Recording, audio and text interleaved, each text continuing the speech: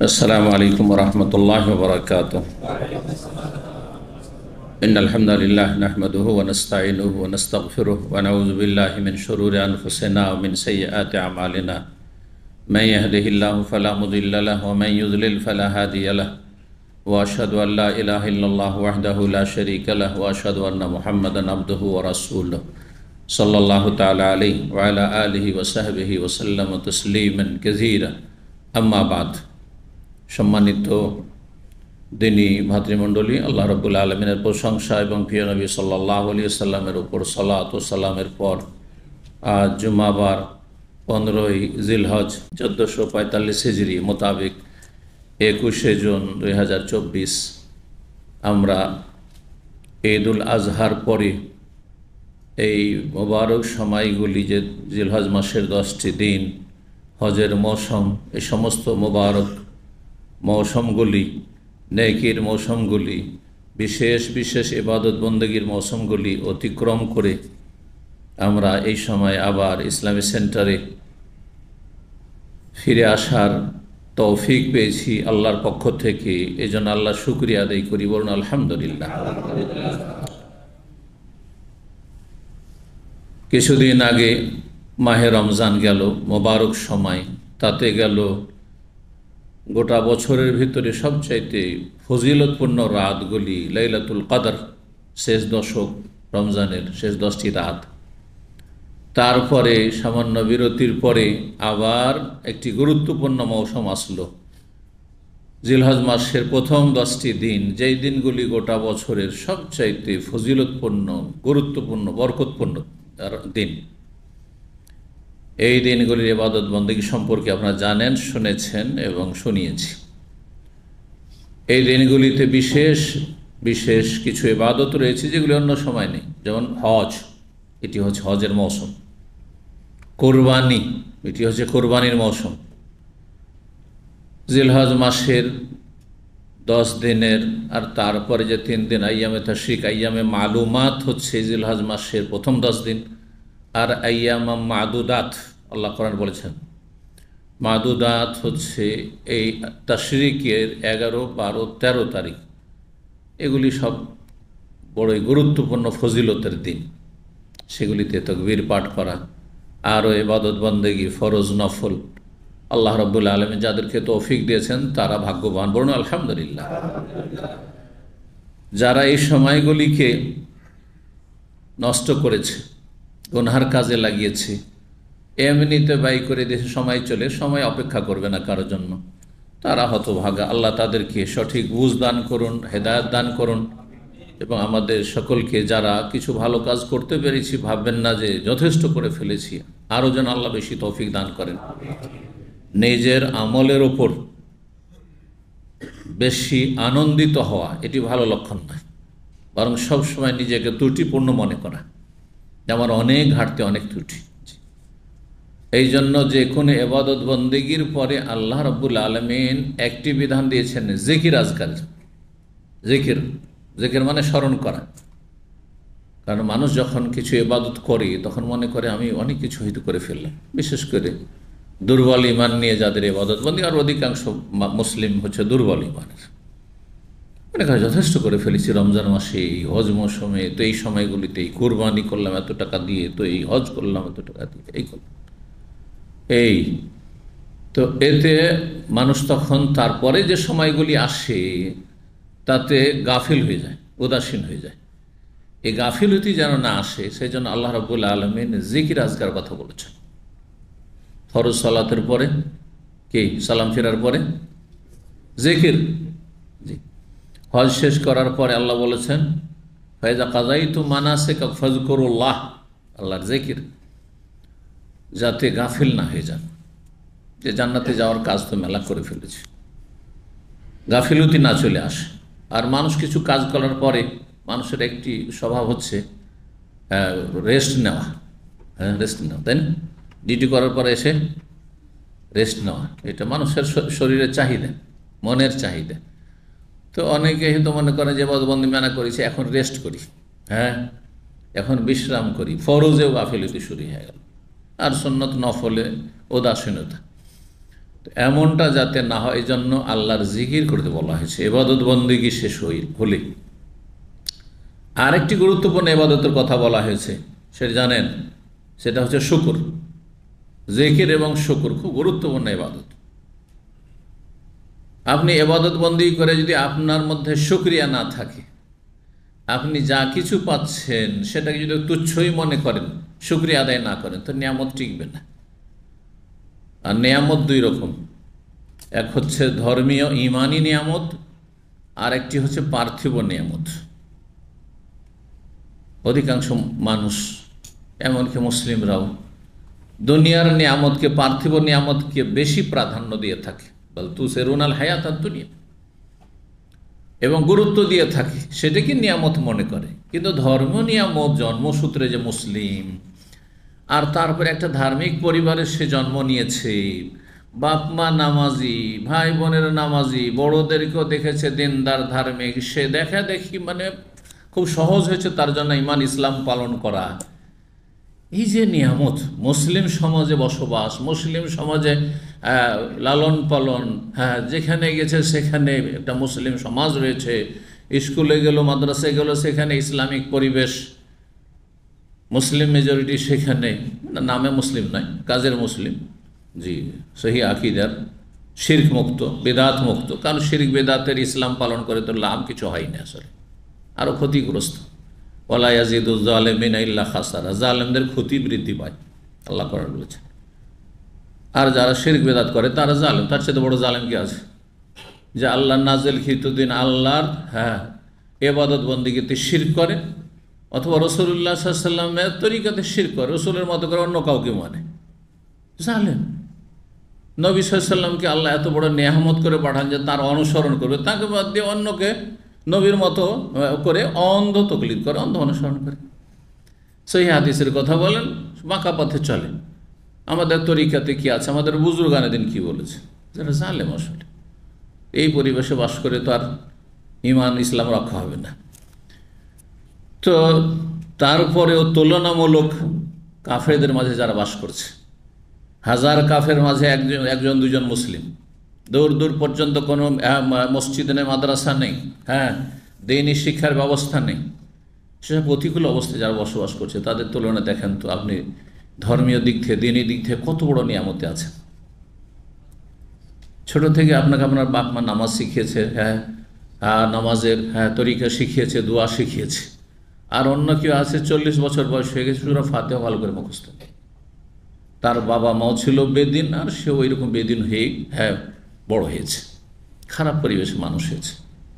পেট ছাড়া বাপ মাও কিছু বুঝতো না, হ্যাঁ, বংশধরও কিছু বুঝতো না, আর সেও কিছু বুঝেনি। কত বড় নিয়ামতে আছেন, বলুন আলহামদুলিল্লাহ। সৌদি আরবে আছেন, আলহামদুলিল্লাহ, এখানে শহীদিন পালন করা কত সহজ। কোরআন সুন্নাহ ভিত্তিক, দলিল ভিত্তিক দিন পালন করছেন। 1400 বছর আগে নবী সাল্লাল্লাহু আলাইহি আমলে মদিনায় যে সাহাবায়ে কেরাম যে ইসলাম পালন, সেই ইসলাম পালন কেউ বাধা দিবে? আর খুশি হবে, তাই না? যে সুন্নতের অনুসারী, আপনি নবীর তরিকার অনুসারী। কিন্তু আপনি বিদাতি সমাজে যান, বিদাতি মসজিদে যান, সেখানে গেলে মনে হয় জাহান্নাম। আপনি জাহান্নাম বানিয়ে দেখে সহি তরিকায় ইবাদতবন্দি করলে, সহি শুদ্ধ কথা বললে, সহি শুদ্ধ আমল করলে, সহি শুদ্ধ নামাজ পড়লে, বাস করা মুশকিল করে দিয়েছে। মার খেতে হচ্ছে, গাল খেতে হচ্ছে, কোণঠাসা করা হচ্ছে, জুলমের শিকার হচ্ছেন। এই যে ধর্মীয় নিয়ামত, একটা হচ্ছে ধর্মীয় নিয়ামত, আর একটি হচ্ছে পার্থিব নিয়ামত। কোন নিয়ামত বড়? যদিও অধিকাংশ মানুষ তো বিভ্রান্ত। আল্লাহ কোরআনে যেখানে অধিকাংশের কথা বলেছেন, সেখানে তো বলেছেন জালেম, নাই ফাসেক, নাই কাফের, নাই পাপিষ্ট, হ্যাঁ, বিভিন্ন ভাষা বলেছেন, হ্যাঁ, না শুকরগুজার, হ্যাঁ। আর অল্প যেখানে বলেছেন অল্প সংখ্যক, সেখানে হচ্ছে কালিলুম মিন ইবাদিয়াশ শাকুর, হ্যাঁ, কালিলাম মা তাযাক্কারুন, উপদেশ গ্রহণকারীদের সংখ্যা কম, ইত্যাদি। ভালো মানুষের সংখ্যা কম, ইমানদারের সংখ্যা কম, জি, ওয়া কালিলুম মা হুম, জি। তো অল্প মানুষ আল্লাহর নিয়ামতের মূল্যায়ন করে, যেটা যত বড় নিয়ামত সেটা বোঝার চেষ্টা করে। ইমানি নিয়ামত যদি হারিয়ে দেন তো মরলেই, দুনিয়াতে যতই রাজার ছেলে রাজা হন না কেন, রাষ্ট্রপতি প্রধানমন্ত্রীর ঘরের পরিবারের সদস্য হন না কেন, আর যতই বড় আপনি পয়সাওয়ালা হন না কেন, মরলে কোথায়? জাহান্নাম। মরার সাথে সাথে দাফন করুক আর না করুক, জাহান্নামের শাস্তি চলছে, আযাব শুরু হয়ে গেছে। আখিরাত পরকালে জগতে চলে গেছেন। আর কবরে গেলে তো কবর আযাব সম্পর্কে জানাই আছে, যেটা শুরু হয়ে যাবে। যদি কবরে কাউকে দাফন করতে বিলম্ব করে তবুও শুরু হয়ে গেছে। আর তারপরে হাসর মাঠের শাস্তি, জাহান্নামে যেতে হবে, জান্নাত থেকে বঞ্চিত। জি, দুনিয়াতে ধর্মের নিয়ামত থেকে, ইমানের নিয়ামত থেকে বঞ্চিত হওয়ার কারণে কি হইল? আখেরাতে জান্নাতের নিয়ামত থেকে বঞ্চিত। পক্ষান্তরে দুনিয়ার নিয়ামত, পার্থিব নিয়ামতে যদি অভাবও থাকে, পয়সার অভাব, সুস্থতার অভাব, হ্যাঁ, মানসিক শান্তির অভাব, পারিবারিক শান্তির অভাব, অনেকে পরিবারকে নিয়ে অশান্তিতে আছেন, সামাজিক অশান্তি, বিভিন্ন রকমের জুলম অত্যাচার, যেখানে কাজ করছেন সেখানেও শান্তি নেই, অল্প বেতনে কাজ করছেন তারপরও মানুষের জুলমের শিকার অনেকেই। বিভিন্ন রকমের যে দুনিয়ার অশান্তি, মানে দুনিয়ার যেসব নিয়ামতগুলি মনের চাহিদা মানুষের, সবাই চাই সুখে থাকতে, কে সুখে থাকতে চায় না, তাই না? সবাই সুখে থাকতে চাই, কিন্তু সুখ যতটা চাইছেন ততটা সুখ শান্তি পাচ্ছেন না, ততটা আপনি মনের চাহিদা পূরণ করতে পারছেন না, দুনিয়ার কিছু নিয়ামত থেকে বঞ্চিত। এর শেষ পরিণাম জাহান্নামে যাবেন। যদি গরিব হন তো জাহান্নামে যাবেন নাকি? গরিব কিন্তু ঈমান আমল ঠিক আছে, ফরজ ওয়াজিব ঠিক আছে, কাবিরা গুনাহ থেকে বেঁচে আছেন, জাহান্নামে যাবেন গরিব আমল। আর ধনী সেই জন্য, আর রাষ্ট্রপতি আর প্রধানমন্ত্রী সেই জন্য, আর এমপি মিনিস্টার সেই জন্য, বা পয়সাওয়ালা সেই জন্য আপনি পয়সা দিয়ে জান্নাত কিনতে পারবেন? হ্যাঁ, জাহান্নাম থেকে বাঁচতে পারবেন? আসমান জমিন এবং এর মাঝে যা কিছু আছে সব কিছু দিয়ে মুক্তি লাভ করতে যাবে, সেদিন হবে না, মুক্তি হবে না। আর তখন কিছু থাকবে না, একমাত্র একক মালিকানা, লেমানিল মুলকুল ইয়ৌম, আজকে কার জন্য মালিকানা? লিল্লাহিল ওয়াহিদুল কাহার, একমাত্র একক, তিনি একমাত্র অপ্রতিদ্বন্দ্বী, সর্বশক্তিমান, মহাপরাক্রান্ত, তিনি একমাত্র মালিক। তখন আর কোনো মালিকানা নেই, সামান্য একটা তিল পরিমাণ কোনো কিছুর মালিকানা কারো কাছে থাকবে না। দুনিয়ার নিয়ামত থেকে বঞ্চিত হলে অসুস্থ মানুষ জাহান্নামে যাবেন, মরলে কষ্ট পাচ্ছেন, একটু শারীরিক মানসিক কষ্টে আছেন আপনি, দুনিয়ার কিছু কষ্টে আছেন, কিন্তু সামান্য কয়েকদিনের কষ্ট, দুনিয়া আছেই বা কয়েকদিন। সুস্থ থাকলেও মরতে হবে, অসুস্থ থাকলেও মরতে হবে। কেউ আগে লাইন লাগিয়ে আছে, কেউ পরে লাইন লাগিয়ে আছে, নিজের ইচ্ছায় লাইন লাগাবার কোনো ক্ষমতা নেই যে আমি মরবো না সেজন্য পেছন দিকে গিয়ে লাইন লাগাবো, ঠিক না? দুনিয়াতে খাওয়া দাওয়া করবো না, আপনি টান দিচ্ছেন, আমি হ্যাঁ পেছনে টান দিয়ে আছেন, আপনি আগে ভাগে আসছেন। আর যারা খেতে চায় বা দুনিয়ার কিছু হাসিল করতে চায়, ওখানে সেটা পাচ্ছে, সে আগের লাইন লাগাবার চেষ্টা করবে, দৌড় দিয়ে সে লাইন লাগাবার চেষ্টা করবে, ঠিক না? মরণের ক্ষেত্রে তো এটা উপায় নেই যে কেউ দুনিয়াতে বাঁচতে চায় না, খুব অশান্তি, সেই জন্য আগে লাইন লাগিয়ে দিচ্ছে। মরণ চাইছে, মরণ আসে না, ঠিক না? মরণ চাইছে, মরণ আসে না। আর কেউ বাঁচতে চাইছে কিন্তু বেশি সুখে খেলে যে আয়ু বেশি পাবে, এমনটা কি? চোখের সামনে অনেক পরিবারে দেখছি, যেই ভাই বা যেই বোন সবচাইতে সুখী ছিল, ভালো ভালো খাবার খেয়েছে, ভালো দুনিয়ার নিয়ামত ভোগ করেছে, ভালো পরিবেশে, সে আগেই মরে গেছে। আর যারা একবারে অসহায় গরিব দরিদ্র, অনেক সময় কষ্টের কারণে হায় দুনিয়া একটু অশান্তি, চলে যেতাম ভালো হইত, কিন্তু লাইন লাগছে না, আসতে পারছে, যেতে পারছে না আল্লাহর কাছে, টাইম হয়নি এখন তার। তাহলে দুনিয়ার নিয়ামতের চাইতে, এই পার্থিব নিয়ামতের চাইতে ইমানি নিয়ামত, ধর্ম নিয়ামত কত বড় নিয়ামত, চিন্তা করুন তো দেখি। যতই কষ্টে থাকেন দুনিয়ায়, ইমান আমল যদি, ধর্মীয় নিয়ামত ঠিক থাকে, ইমান আমল ঠিক থাকে, তো জান্নাত নিশ্চিত ইনশাআল্লাহ, ঠিক না? জাহান্নাম থেকে বাঁচতে পারবেন নিশ্চিত ইনশাআল্লাহ, যদি আপনার ধর্ম নিয়ামত ঠিক থাকে। এই জন্য কোরআনের ভাষায় বিভিন্ন আয়াতে যেখানেই ইবাদত বন্দেগীর কথা বলা হয়েছে, তারপরে শুকরের কথা বলা হয়েছে, শুকরিয়া আদায় করার কথা। ইব্রাহিম আলাইহিস সালাম কাবা ঘর তৈরি করলেন আর আল্লাহর কাছে দোয়া করলেন, তারপরে শুকরিয়ার কথা সেখানে রয়েছে। কত বড় একটা গুরুত্বপূর্ণ কাজ, যেই কাবা ঘরের তওয়াফের জন্য আর হজের জন্য ওমরার জন্য সারা বিশ্বের মানুষ যারা আসতে পারছে মুসলিম, কত যে খুশি আসতে পেরে। আর যারা আসতে পারেও না তাদের যে মনের কত আকাঙ্ক্ষা, আর্থিক অভাব আছে, যদি এক নজর একবার যেতে পারতাম, তাই না? সেখানে শুকরিয়ার কথা। সালাতের ক্ষেত্রেও সালাত শুকরিয়া আদায়ের কথা। নবী সাল্লাল্লাহু আলাইহি সাল্লাম দোয়া শেখাননি সালাম ফেরার পরে? আবার কে বলছেন সালাম ফেরার আগেখানে দুই জায়গায় দিয়ে পড়া যেতে পারে, আল্লাহুম্মা আইন্নি আলা যিকরিকা ওয়া শুকরিকা ওয়া হুসনে ইবাদাতিক। রমজানের রোজা শেষ হলে, সিয়াম শেষ হলো, আল্লাহ রাব্বুল আলামিন সেখানে বলছেন ওয়ালি তুকাব্বিরুল্লাহ আলা মা হাদাকুম ওয়া লাআল্লাকুম তাশকুরুন। সেখানে শুকরিয়া আদায় করার কথা। আর হজের ক্ষেত্রে আল্লাহ শুকরিয়া আদায় করার কথা। কোরআনে কারিমে আয়াতগুলি রয়েছে বিভিন্ন ভাষাতে। ওয়ালি তুকমিলুল ইদ্দাতা ওয়ালি তুকাব্বিরুল্লাহ আলা মা হাদাকুম ওয়া লাআল্লাকুম তাশকুরুন। ওয়ালি তুকমিল ইদ্দাতা, এটি হচ্ছে রোজা সম্পর্কে, আর আগের আয়াত যেটি পড়লাম সেটি হজ সম্পর্কে।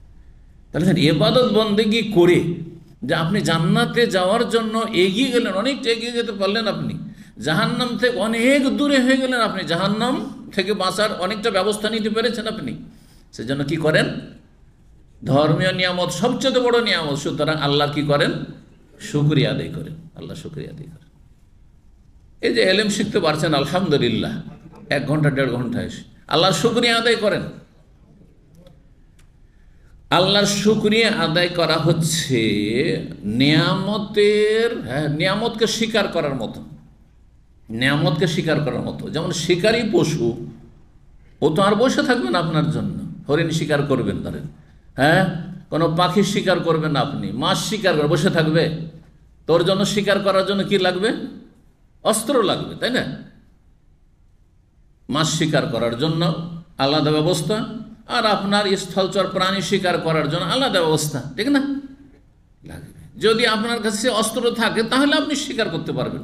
আপনার কাছে ছিপ নেই, বনশি নেই, তাহলে আপনি শিকার করতে পারবেন মাছ? দেখছেন বিশাল বিশাল মাছ, কিরে পাগল হয়ে গেছেন আপনি মাছ দেখে, কিন্তু আপনার কাছে ব্যবস্থা নেই শিকার করার, ও দেখেই থেকে যাবে, ঠিক কিনা? মাহরুম শেষখানে আক্ষেপ করে চলে আসতে হবে নদীর কিনারা থেকে, সাগরের কিনারা থেকে। একটা মাছ ধরতে পারলাম, ঠিক না? জাল যদি থাকে তো ভালোই, জাল নেই, কিরে মাছ ধরবে, তাই না? ঠিক ওই রকমই আল্লাহর যে নিয়ামত রয়েছে, নিয়ামত আল্লাহর বন্টন হচ্ছে। এই নিয়ামত স্বীকার করার, আল্লাহর নিয়ামতকে স্বীকার করার অস্ত্র হচ্ছে শুকরিয়া, শুকরিয়া আদায় করা। আল্লাহ বলছেন সূরা ইব্রাহিম, ওয়া ইযতাআযানা রাব্বুকুম লাইন শাকারতুম লাযিদান্নাকুম। শোনো, আল্লাহ ঘোষণা করছেন, তোমাদেরকে জানিয়ে দিচ্ছেন, ঘোষণা করি, লাইন শাকারতুম, যদি শুকরিয়া আদায় করো, শুকরিয়া আদায় করো যে কোনো নিয়ামতের। আর সবচেয়ে বড় নিয়ামত আমরা ইমানের নিয়ামত, তাওহীদের নিয়ামত, সুন্নতের নিয়ামত। আপনারা 5 ওয়াক্ত জানামাজি হতে পারেছেন, তার নিয়ামত। রোজা রাখতে পেরেছেন, আলহামদুলিল্লাহ নিয়ামত। এই যে হজের মৌসুমে অনেক কিছু করতে পারলেন, কোরবানি করলেন, নিয়ামত। ইবাদতবন্দি করছেন, গুনাহ থেকে বেঁচে থাকছেন, অনেকে গুনাহে ডুবে আছে, দিন শিখতে পারছেন, অনেকেই কিছুই জানে না ইসলাম সম্পর্কে, জন্মসূত্রে মুসলিম, তাওহীদ সুন্নতি বুঝেন না, শিরকি বুঝেন না, ও মাজার পূজা কি ধর্মকর্ম জান্নাতে যাওয়ার কাজ মনে করে। পীর তাকে জান্নাতে নিয়ে যাবে বড় বড় জাহাজ নিয়ে এসে, শিরকি কুফরি আকীদাকে ইসলাম ধর্ম মনে করে। আল্লাহ আপনাকে এই যে নিয়ামত দিয়েছেন, এই দিন শিখার তৌফিক দিয়েছেন, লাইন শাকারতুম, যদি শুকরিয়া আদায় করো, লাযিদান্নাকুম, তোমাকে কি করব? আরো বেশি দেব, আরো বেশি দেব তোমাকে। এইরকমই পার্থিব নিয়ামত সম্পর্ক, একই বিধান। আল্লাহ যেটুকু দিয়েছেন, অল্প বেতন, শুকরিয়া আদায় করেন। অসুস্থ আছেন, বড় রোগ তো নেই, সামান্য কিছু অসুস্থতা আছে, শুকরিয়া আদায় করেন। আপনার চেয়ে খারাপ অবস্থায় অনেকে আছে। যে কোনো নিয়ামতের ক্ষেত্রে শুকরিয়া আদায় করলে, নিয়ামতটাকে আপনি কি করলেন? আপনার জন্য স্বীকার করে রেখে দিলেন, স্বীকার করে ফেলেছেন। আর যদি শুকরিয়া না আদায় করে অকৃতজ্ঞ, নাশুকর গুজার, ভাই অশান্তির শেষ নেই, অভাবের শেষ নেই। কি করে যে সংসার চালাবো, কি করে যে কি করব, আর শরীরে যন্ত্রণার শেষ নেই, অসুখের শেষ নেই, কি যে বালা মুসিবত। যদি এমনটা করেন তাহলে ইন্না আযাবি লাশাদীদ, আমার আযাব কিন্তু আরো কঠিন, নিয়ামত ছিনিয়ে নেবে।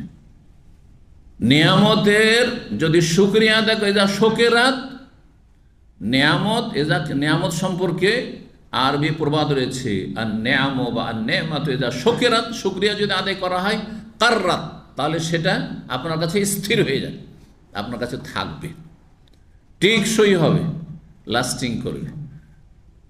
আর ওয়াইন কোফেরাত, আর যদি নিয়ামতের কুফরি করেন, নাশুকরি করেন, অকৃতজ্ঞ হন, ফাররাত, তাহলে পালায়ন করবে, পালিয়ে যাবে। আল্লাহ আমাদেরকে শুকরগুজার বান্দা হিসেবে যেন কবুল করেন, শুকরিয়া আদায়ের তৌফিক দান করেন। সার্বিক নিয়ামতের, ঈমানি নিয়ামতের, ধর্মীয় নিয়ামতের, পার্থিব নিয়ামতের, ছোট হোক বড় হোক, আল্লাহ রাব্বুল আলামিন শুকরিয়া আদায়ের তৌফিক দান করেন। আজকে আমরা সহিহ বুখারীর দার্স শুরু করব। ঈদ উল আজহার পরে আজকে নতুন পর্ব শুরু হবে। আপনাদের জানা আছে যে ঈদ উল আজহার আগে আমরা যে পর্বগুলি আলোচনা করি সবগুলি মোটামুটি কিসের সাথে সম্পর্কিত?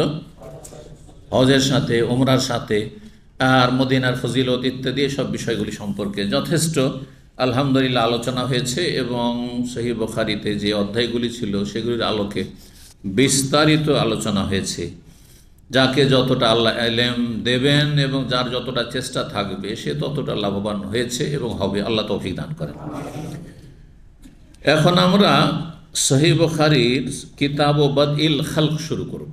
কিতাব বাদইল খালক, এই পর্ব হচ্ছে সৃষ্টির সূচনা সম্পর্কে। সৃষ্টির সূচনা, এটি হচ্ছে 59 নম্বর পর্ব। এই পর্বগুলির প্রত্যেকটা নাম্বার আছে। তো এই নাম্বারিংগুলো অল্প সময়ের মধ্যে 25-50 বছরের ভিতরে শুরু হয়েছে, আগের যুগে এগুলো ছিল না। হাদিসের নম্বর দেওয়া, পর্বের নম্বর, অধ্যায় বাবের নম্বর, এগুলো নাম্বারিং 50-60 বছর আমরা লেখাপড়া মদিনায় করি, তার উদাহরণে 20-25 বছর আগে হয়েছে, তার মানে 50 বছর 60 বছর ধরে। তো মানুষের সুবিধার্থে এত নম্বর অধ্যায়, চ্যাপ্টার, এত নম্বর পর্ব, এত নম্বর হাদিস, কিন্তু এগুলো এমন কোনো জরুরি বিষয় নয়। আসল হচ্ছে হাদিসটা সঠিক বোঝা, হাদিসটা সহি না জয়ীফ জানা, এবং হাদিসটা যদি মুখস্থ করতে পারেন, এগুলি হচ্ছে এলম। আর এই নাম্বারিং এলেম না, এগুলি হচ্ছে মানুষকে কি করা, আকর্ষণ করা। এই পাতা নম্বর বলতে পারে, তো এই যে হাদিস নম্বর বলতে পারে, আরে হাদিস নম্বর বলে দিন, আপনি যাচাই করেন হাদিস নম্বর। তারপরে একই নম্বর আছে, মাকতাবা শামেলাতে একরকম নাম্বার আছে, আমার কাছে যেটা সামনে আছে সেটা আর এক রকম নাম্বার আছে, এক প্রকাশনী এক রকম নাম্বারিং করেছে।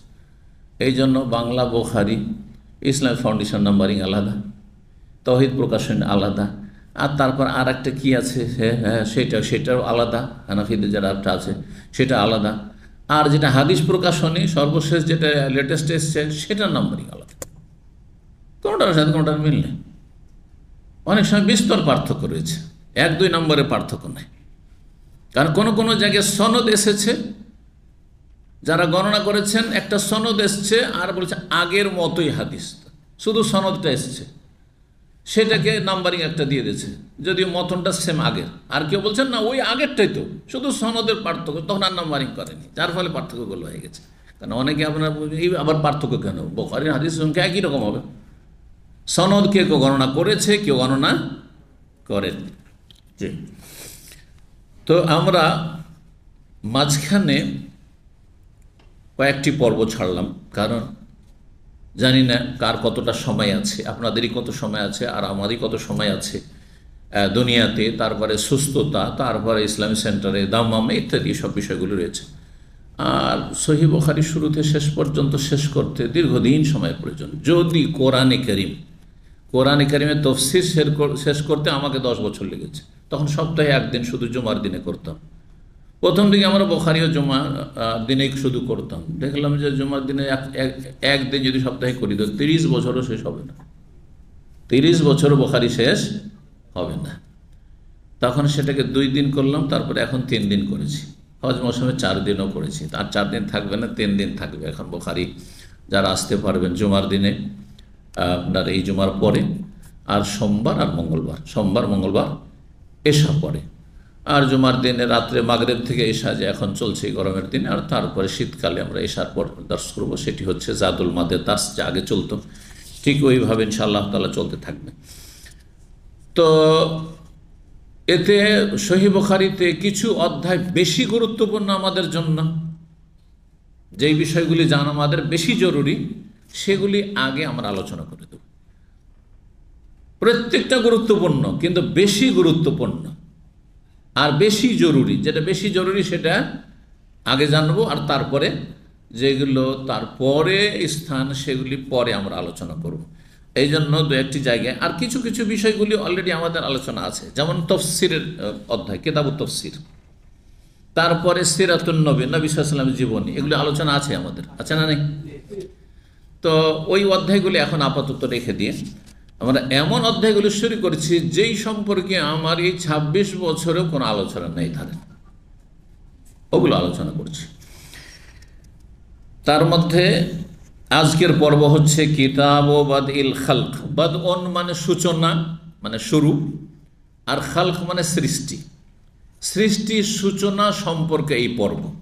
আল্লাহ রাব্বুল আলামিন যে প্রথম সৃষ্টি শুরু করলেন, কি দিয়ে শুরু করলেন, আর এই মর্মে কোরআনের কিছু আয়াত এবং যে হাদিসগুলি নবী সাল্লাল্লাহু আলাইহি ওয়াসাল্লাম থেকে এসেছে সেগুলি নিয়ে আলোচনা। আল্লাহ রাব্বুল আলামিন হচ্ছেন সৃষ্টিকর্তা, খালেক, স্রষ্টা, আর বাকি সমস্ত কিছু হচ্ছে আল্লাহর সৃষ্টি। বোঝা গেছে না? আল্লাহ এবং আল্লাহ রাব্বুল আলামিনের যেগুলি গুণাবলী, সিফাত, সেগুলি হচ্ছে আল্লাহর সিফাত, আল্লাহর সিফাত, সেগুলিকে সৃষ্টি বলা যাবে না। যেমন আল্লাহর রহমত, আল্লাহর গুণ, সিফাত বলবেন, ঠিক না? আল্লাহর কালাম, আল্লাহর বাণী, আল্লাহর সৃষ্টি না? সৃষ্টি নয়। এইখানে মুতাজিলা গোমরা পথভ্রষ্ট হয়েছে, কোরআনকে মখলুক বলে। কোরআনের কাগজের পাতা আছে, সেটা তো সৃষ্টি, তাই না? পাতা, কাগজ, আর তাতে যে কালিতে লেখা হয়েছে সেটা সৃষ্টি না?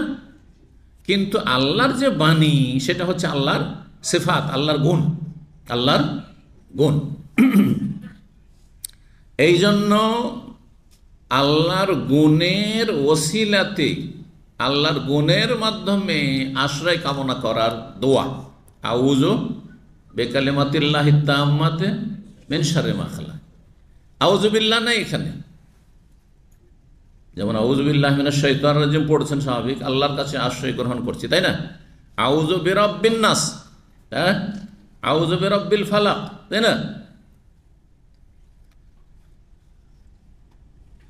এখানে কি আছে? আউযু বিকালিমাতিল্লাহি তাম্মাতি, আমি আশ্রয় গ্রহণ করছি আল্লাহর পূর্ণাঙ্গ বাণীর। তো আল্লাহর বাণী, আল্লাহর গুণ, আল্লাহর সত্তার কাছে আশ্রয় যেমন কামনা করা যাবে, তেমনি আল্লাহর গুণেরও আশ্রয় কামনা করা যাবে, মানে গুণের ওসিলাতে। তো আউযু বিকালিমাতিল্লাহি তাম্মাত, এখান থেকে বোঝা গেল যে আল্লাহর বাণী, কালিমাত এখানে বলে আল্লাহর বাণী, আল্লাহর সৃষ্টি নয়। মুতাজিলা গোমরা পথভ্রষ্ট হয়েছে কি বলে? যে আল্লাহর কালাম হচ্ছে আল্লাহর মখলুক, আল্লাহর সৃষ্টি না। তবে আল্লাহর আরশ, হ্যাঁ, সৃষ্টি না? আল্লাহর কুরসি, আসমান জমিন, লৌহে মাহফুজ, জান্নাত জাহান্নাম, সবই সৃষ্টি। এবং যা কিছু আল্লাহর সৃষ্টি সব ধ্বংসশীল। কুল্লু মান আলাইহা ফান, কুল্লু শাইইন হাল, প্রত্যেক বস্তু আল্লাহর জাত সিফাত ছাড়া প্রতিটি বস্তু কি হবে? হালে কোন ধ্বংসশীল, ধ্বংস। তো বলছেন ইমাম বুখারী রাহিমাহুল্লাহ, কিতাব বাদইল খালক, এটি হচ্ছে সৃষ্টির সূচনার পর্ব। আয়াত নিয়ে এসেছেন সূরা রুমের আয়াত নম্বর ২৭। মহান আল্লাহর বাণী বলছেন, বাবু, প্রথম অধ্যায়, বাবু মা জা ফি কওলিল্লাহি তাআলা, এই অধ্যায় হচ্ছে মহান আল্লাহর বাণী তাফসীর সম্পর্কে যা কিছু এসেছে। আল্লাহ কি বলছেন? ওয়া হুয়াল্লাযী ইয়াবদাউল খালকা, আল্লাহ সেই সত্তার নাম যিনি সৃষ্টির সূচনা করেছেন। ইয়াবদাউ, বাদা ইয়াবদাউ মানে শুরু করা, আরম্ভ করা, সৃষ্টির সূচনা করেছেন। সুম্মা ইউঈদুহু, অতঃপর পুনরায় তিনি সৃষ্টি করবেন। আল্লাহ প্রথমবার সৃষ্টি করেছেন, আবার পুনরায় সৃষ্টি করবেন। কখন?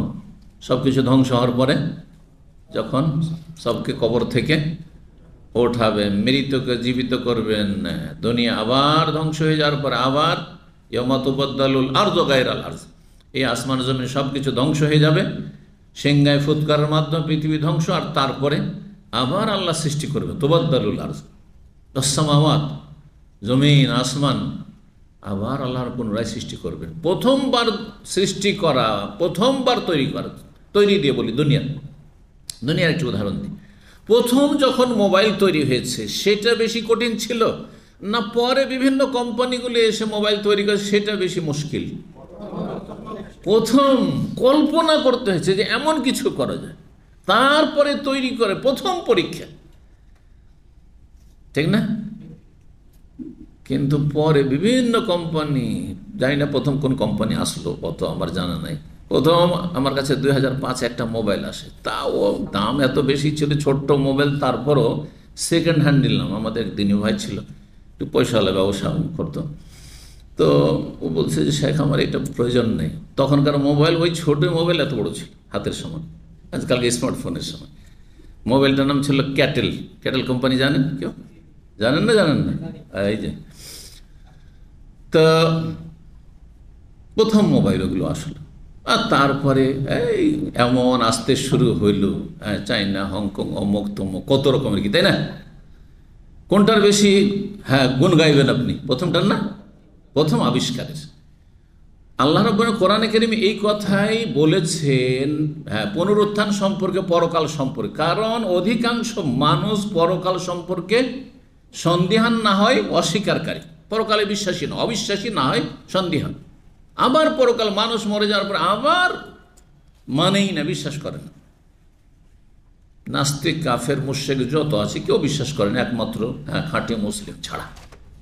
খাঁটি মুসলিম যারা আকীদার ক্ষেত্রে অন্তত বিশ্বাস রাখে পরকাল, তারা ছাড়া বিশ্বাস করে না।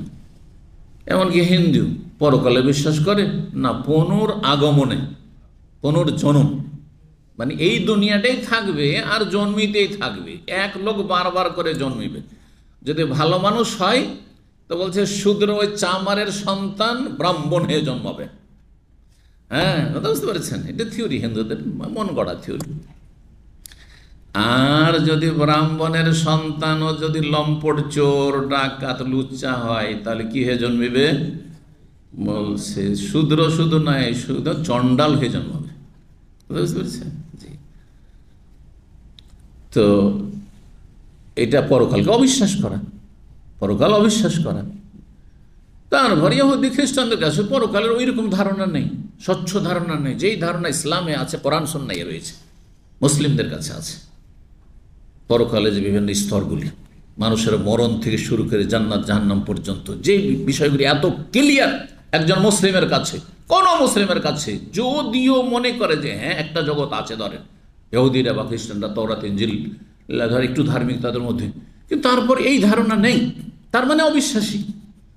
আর মুসলিম সমাজের যারা সেকুলার বা নাস্তিক, তারা অবিশ্বাসী, হয় অস্বীকারই করছে, আর না হইলে সন্দিহান। যারা কোনো আমল করে না, কি বলবেন? বিশ্বাসী না সন্দিহান? সন্দেহ আছে, সন্দেহ আছে। এই জন্য যদি আপনাদের সন্দেহ থাকতো যে আজকে এখানে তার সবই হবে না, আসতেন, ঠিক না?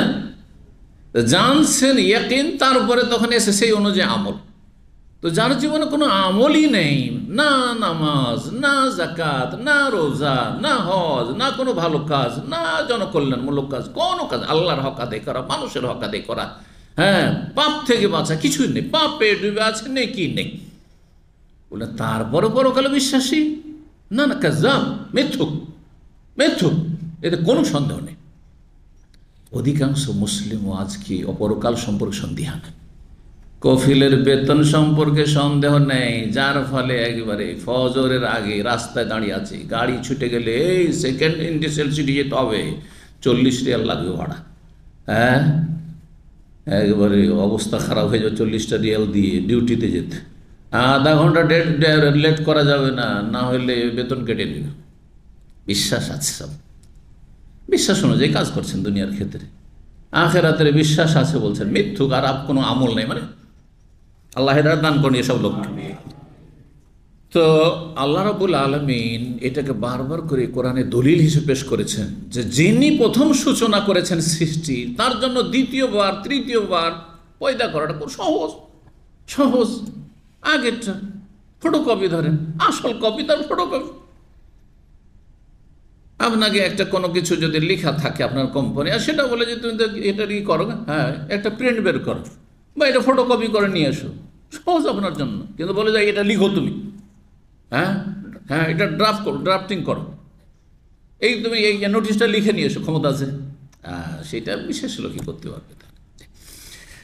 তো আল্লাহু আকবার, ওয়াহুয়াল্লাযী আবদাউল খালক, আল্লাহ সেই সত্তা যিনি সৃষ্টির সূচনা করেছেন, সুম্মা ইউঈদু, পুনরায় তিনি ফিরিয়ে নিয়ে আসবেন, মানে সৃষ্টি করবেন আবার। ওয়াহুয়া আহওয়ানু আলাইহি, যেটি তার জন্য তুলনামূলক অনেক সহজ। মানুষের দিকে কেন্দ্র করে, আল্লাহর জন্য সবই সমান। এই নয় যে আল্লাহর জন্য প্রথমবার একটু কঠিন হয়েছে আর দ্বিতীয়বার পর পুনরুত্থান যখন কবর থেকে উঠাবেন তখন অনেকটা সহজ হবে, এমনটা কি? তাহলে ওয়াহুয়া আহওয়ানু আলাইহি, আল্লাহর জন্য সেটি সহজ, এটা মানুষের দিকে লক্ষ্য করে বলা হয়েছে যে হে মানুষ, তুমি দুটো কাজ যদি করো, একটা একেবারে না দেখে করেছো আর আরেকটা দেখা দেখি করেছো, সবাই করছো তুমিও করছো, দ্বিতীয়টা তোমার জন্য আগেরটার তুলনায় সহজ। সূরা রুম আয়াত নম্বর 27, ওয়াকালা রবি ইবনে খুসাইম ওয়াল হাসান, রবি ইবনে খুসাইম এবং হাসান বসরি তাবি বলছেন, ভাষাবিদ, ভাষা সম্পর্কে, ভাষার আলোচনা, আরবি ভাষায় হাইয়েন আর হাইন এই সম্পর্কে, হাইয়েন আর হাইন দুটোর অর্থ একই, দুটোর অর্থ একই। যেমন মাইয়েত আর মাইত, মাইয়েতটা আমরা জানছি কিন্তু বাংলা করে দিয়েছি, তাই না? অথচ আরবি দুটোই, তাই না? মাইয়েত মানে মৃত, যে মারা গেছে, যে মারা গেছে তা কি বলে? মাইয়েতকে দাফন করতে হবে, হ্যাঁ মাইয়েতের খাটলি বলছেন না, মাইয়েত, মৃত বলছেন না, ওটাকে কোরআনের ভাষা মাইয়েত বলা হয়েছে। আর কোন কোন আয়াতে মাইত, মাইত বলা হয়েছে, আওয়ামান কানা মাইতান, যারা ছিল মৃত, আল্লাহ বলছেন মাইতান ফাআহিয়াইনাহু, তাদেরকে আমি জীবন দিয়েছি।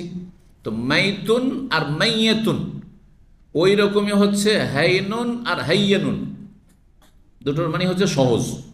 ওখান থেকে আহওয়ানু আলাইহি, আহওয়ানু শব্দটি এসছে। তো আহওয়ানও যেহেতু আসলো সূরা রুমের আয়াতে, তখন ইমাম বুখারী রাহিমাহুল্লাহর একটি ভালো অভ্যাস, যদি কোরআনের কোনো একটি আয়াত বা সেই আয়াতের একটি শব্দের কাছাকাছি শব্দ, সেই শব্দ অথবা সেই শব্দের কাছাকাছি ওই ধাতুর কোনো একটি শব্দ সেগা, হ্যাঁ যদি চলে আসে এতে আলোচনাতে, আয়াত চলে আসে অথবা হাদিস চলে আসে, তাহলে ওটা তফসির করতে লাগে, যাতে করে তফসিরটা মুশকিল শব্দটা সহজ হয়ে যায়। তো বলছে হাইয়েন ওয়া হাইয়েন, হাইয়েন আর হাইন এটা কেমন? বলছেন যে মিসলুল লাইন আর লাইয়েন, লাইয়েন আর লাইন, মাইয়েত আর মাইত, দাইয়েক আর দাইক। লিনুন মানে নরম, লিনুন মানে নরম, আর সেখান থেকে কোন নরম বস্তুকে লাইনও বলা হয় আর লাইয়েন বলা হয়, লাইয়েনও বলা হয়। যেমন মাইয়েতটা বেশি প্রসিদ্ধ আপনার কাছে, ওইরকম লাইয়েন বেশি প্রসিদ্ধ, ওই রকমই হাইয়েন আর হাইন। এইরকমের দাইয়েক, দাইয়েক মানে কে বলতে পারে? দাইয়েক মানে কি? হ্যাঁ সংকীর্ণ, দাইয়েক মাকাম, দাইয়েক জায়গা খুব সংকীর্ণ, বসার জায়গা নেই, বলছেন না দাইয়েক, এটা প্রসিদ্ধ। কিন্তু দাইকুন কোরআনে আছে, জি, ওয়ালা তাকু ফি দাইকিম মিম্মা ইয়ামকুরুন, আল্লাহ বলছে ওয়ালা তাকু ফি দাইকিম মিম্মা ইয়ামকুরুন, হে নবী কাফেররা যে তোমার বিরুদ্ধে ষড়যন্ত্র, ইসলামের বিরুদ্ধে ষড়যন্ত্র করছে, তাতে তোমার মন যেন সংকুচিত না হয়, মানে মনে কষ্ট না হয়, অশান্তি না হয়, কিছু করতে পারবে না ওরা। ইন্নাল্লাহা মাআল্লাযিনা তাকাউ, আল্লাহ তাদের সাথে আছেন যারা আল্লাহকে ভয় করে, মুত্তাকিদের সাথে। আর তুমি মুত্তাকিদের ইমাম, জি ইমামুল মুত্তাকিন, আল্লাযিনা মুহসিনুন, আর যারা মুহসিন মানুষের ভালো করে, ইহসান করে, তাদের সাথে আল্লাহ আছেন। আর তুমি মানুষের ইহসান উপকার করার জন্য জাহান্নামের আগুন থেকে, জাহান্নামের কাছাকাছি চলে গেছে, এদেরকে উঠিয়ে নিয়ে জান্নাতে নেওয়ার জন্য এসেছো, এর চেয়ে বড় ইহসান কি হইতে পারে? নবী সাল্লাল্লাহু আলাইহি ওয়াসাল্লাম যদি না আসতেন তো আমরা সব কোথায় যেতাম? সব জাহান্নামে। 1400 বছর আগেই যদি মূর্তি পূজা এইভাবে আল্লাহর জমিনে ছেয়ে যায়, তাহলে আজকে কি অবস্থা হতো পৃথিবীর? মানুষ অন্ধকারে। তখনকার মানুষ যদি এত পাপে, এত মদে আর এত বিভিন্ন পাপে ডুবে থাকে, শিরক থেকে শুরু করে যত রকম পাপ, জেনা, ব্যভিচার ইত্যাদি, কোন মানুষ 1, 2 জন 5 জন সফর করতে পারতো না, একসাথে দলবদ্ধ গোটা বংশের 25-50 জন ছাড়া, কাফেলা ছাড়া সফর করা যেত না, নিরাপত্তাহীন। তাহলে আজকে কি হতো? তো হিংস্র পশুর মতো হইতো এই মানব জাতি, রাসূলুল্লাহ সাল্লাল্লাহু আলাইহি ওয়াসাল্লামের আগমন না হইলে, রহমতুল্লিল আলামিন, বিশ্বজাহানের রহমত না আসলে। জি, আজকে যখনই একজন মানুষ আপনাকে সালাম আলাইকুম, বা আপনি সালাম দেন ওয়ালাইকুম আসসালাম, শান্তি পেয়ে গেলেন, যে সালাম দিয়েছে আমার ক্ষতি করবে না। জি, সালাম দিলেন মানে কি শুধু মুখে সালাম দিলেন আপনি ও চুরি করবে? হ্যাঁ, ক্ষতি করবেন আপনি, ওকে মারধর করবেন, জুলুম করবেন? না, অবশ্যই নয়। এই সালাম মানে শুধু মৌখিক সালাম নয়, আপনাকে দোয়া দিলাম এবং আপনাকে আমি নিশ্চয়তা দিচ্ছি যে আমার দ্বারা আপনার ক্ষতি হবে না। এইভাবে সালামকে বুঝতে হবে, তাহলে আপনি কারও ক্ষতি করবেন না। আর যেই ব্যক্তি আপনার সালাম পেল বা আপনাকে সালাম দিল আর ওয়ালাইকুম আসসালাম পেল, সে নিশ্চিন্তে এখন নাকে তেল দিয়ে ঘুমাবে যে ক্ষতি করবে না। সালাম দোয়ার সাথে সালাম দেয় মুসলিম, সেও মুসলিম, আমি মুসলিম, সালাম দেয়, আমি সালাম দিই, তার শান্তি আমি চাই, সে আমার শান্তি চায়, তার জন্য আমি রহমত চাই, সে আমার জন্য রহমত চায়, তার জন্য আমি বরকত চাই, সে আমার জন্য বরকত চায়। আসসালামু আলাইকুম ওয়া রাহমাতুল্লাহি ওয়া বারাকাতুহু। কি বললেন আপনি? সালাম শান্তি চাইলেন, সার্বিক শান্তি, সার্বিক শান্তি, পারিবারিক শান্তি, আর্থিক শান্তি, হ্যাঁ, জীবনের শান্তি, সব রকম শান্তি। সুতরাং আপনার পরিবার নিরাপদ, আপনার টাকা পয়সা নিরাপদ, হ্যাঁ, সব কিছু নিরাপদ, আর তারগুলো আপনার কাছে নিরাপদ, কোনো চিন্তা নেই। রহমত, বরকতের দোয়া। আল্লাহ এইভাবেই যেন আমাদেরকে ইসলাম বুঝার আর আমল করার তৌফিক দান করে। তো আল্লাহ তাআলা ফি যাইতিন কোরআনে কারিমে রয়েছে।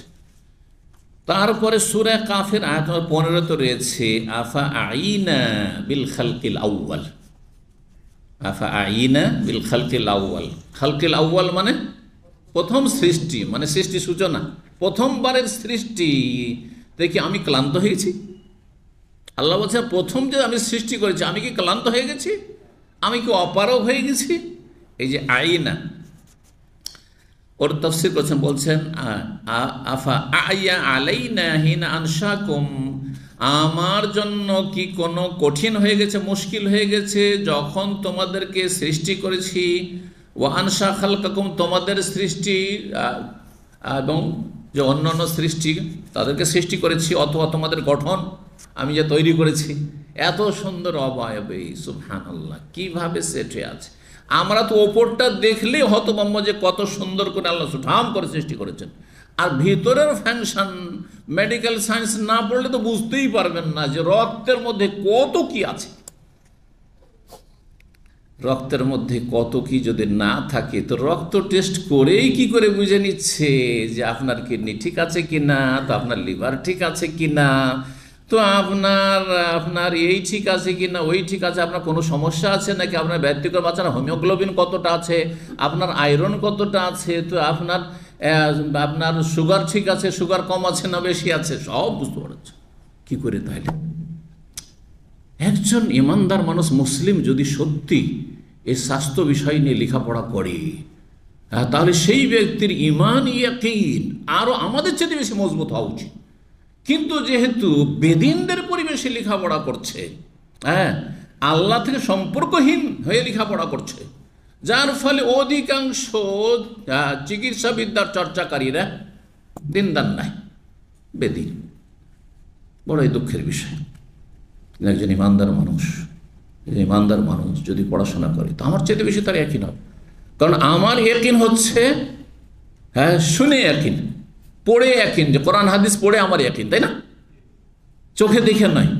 কিন্তু একজন ডাক্তার চোখে দেখছে, ওই যে রক্তের সেলগুলো দেখছে, সব কিছু দেখছে, পেশাবে কি কি আছে, কি সমস্যা, কোনটা কোন অবস্থায় কি সমস্যা হয়, হ্যাঁ, যখন এক্স রে করছে অথবা আপনার যখন আল্ট্রাসাউন্ড করছে, তখন ওই দেখে ওর বিশ্বাস হচ্ছে, চোখে দেখে আইনুল ইয়াকিন তার হচ্ছে, আইনুল ইয়াকিন। তাহলে তার ইমান, একজন চোখে দেখেছে আর একজন চোখে দেখেনি, শুনেছে, কার ইয়াকিন বেশি? কেউ যদি বলে যে আমি স্বচক্ষে আমি শেখ আলবানীকে দেখেছি বা সেখানে বাজকে দেখেছি, আরেকজন বলছে আমি খুব শুনেছি ওনার কথা, খুব শুনেছি ওনার কথা, ওনার অনেক কথাই শুনেছি, ওনার ইলমের কথা, ওনার আমলের কথা, তাকওয়ার কথা। কোনটা বেশি শক্তিশালী? চোখে স্বচক্ষে দেখা হয়েছে, আমি সালাম করেছি, ওনার দার্সে বসছি, বুঝতে পারে গেছে। জি হ্যাঁ, সুবহানাল্লাহ, আল্লাহ হিদায়াত দান করুন। মানুষের জ্ঞানের গতি যত বেড়েছে তত বেশি নাস্তিকতা বাড়তে লেগেছে, বড় দুঃখের বিষয়।